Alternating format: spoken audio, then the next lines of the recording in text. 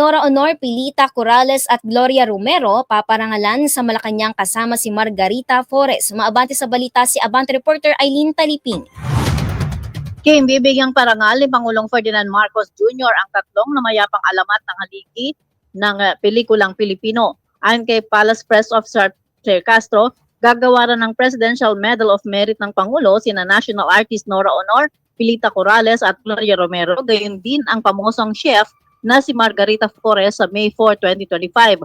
Ang parangal ay bilang pagkilala sa hindi matawarang kontribusyon sa industriya ng pelikulang Pilipino at gastronomy. Si Honor, bukod sa pagiging national artist ay kinilalang superstar ng pinilakang tabing, si Gloria Romero ay movie queen ng 1950s at si Pilita Corrales ay Asia's Queen of Songs. Si Flores naman ay nakilala bilang pioneer ng Filipino-Italian fusion fine dining sa Pilipinas. Ako si Eileen Taliping ng Abante Radyo. Ito ang balitang mabilis, mabangis at walang mintis.